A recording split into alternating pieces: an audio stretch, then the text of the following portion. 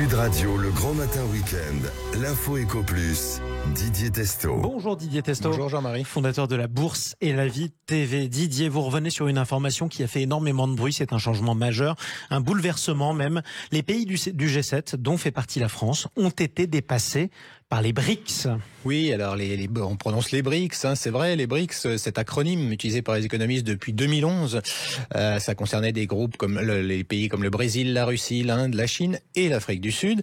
Pourquoi je vous en parle aujourd'hui ? Eh bien, ces pays ont donc un poids économique plus important que le G7, les 7 pays plus industrialisés de la planète. Alors, il y a l'Allemagne, le Canada, les États-Unis, la France, l'Italie, le Japon, le Royaume-Uni et l'Union européenne.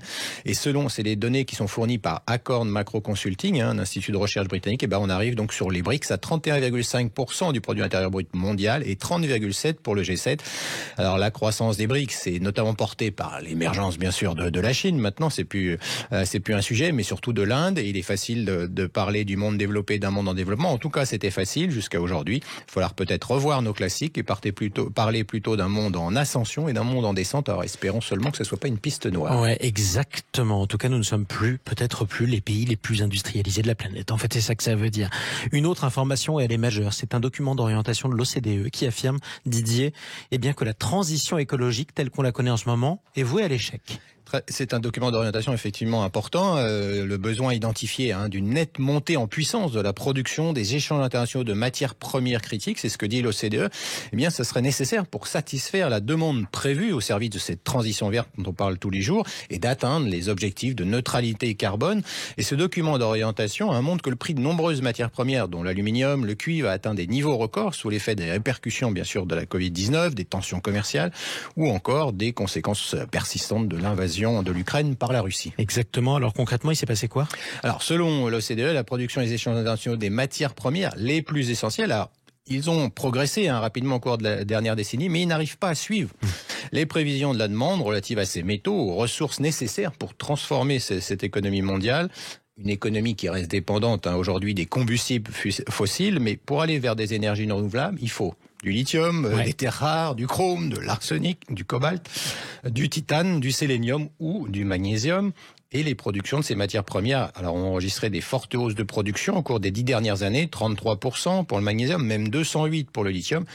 Ça reste toujours insuffisant pour les augmentations d'un facteur de 4 à 6 de la demande qui est prévu pour la transition verte. Concrètement, il n'y aura pas de voiture électrique pour tout le monde, entre autres. Quoi qu'il en soit, qu'est-ce qu'il faudrait changer pour que ça marche ? Alors, il faudrait une montée en puissance de la production des échanges internationaux. C'est ce que dit le secrétaire général de l'OCDE, Mathias Cormann. Pas facile quand on sait que la production des matières premières critiques se concentre dans quelques pays, dont la Chine, la Russie, l'Australie, l'Afrique du Sud ou le Zimbabwe. Et puis le sujet cobalt, vous parliez des voitures électriques. La Chine aujourd'hui va quasiment avoir 50% de cette production mondiale. Donc si la Chine voulait bloquer les exportations de cobalt, je vous fais pas un dessin pour la voiture électrique. Exactement. Mais tiens, vous parliez de la voiture électrique, parlons d'une autre voiture. C'était un espoir français du Mondial Auto. Où se trouvait Sud Radio ? Le français Opium qu'on a reçu dans cette émission Le Grand Matin Week-end est obligé de baisser la voilure et surtout de réduire la voilure et de revoir complètement sa stratégie. Oui, baptisé un peu vite le Tesla de l'hydrogène, la société avait connu son heure de gloire en pleine euphorie sur cette nouvelle source d'énergie, l'hydrogène. Alors fondée par Olivier Lombard, le plus jeune vainqueur des 24 heures du Mans, effectivement, on avait vu l'Opium Machina au dernier mondial de l'auto. Berline haut de gamme, propulsée à l'hydrogène, qui promettait du carbone, un bilan carbone neutre, une autonomie exceptionnelle. Elle avait donc été montrée au grand public, mais l'objectif était une commercialisation à l'horizon 2025. Ce qui s'est passé, c'est que c'est beaucoup plus compliqué que cela. Il faut dire que la voiture s'affichait quand même à 120 000 €. Alors ça a intéressé quelques chefs d'entreprise, mais loin du grand public. Exactement. Alors concrètement, qu'est-ce que va faire Opium ? La communication officielle de l'entreprise indique qu'elle va se concentrer sur 2 pôles.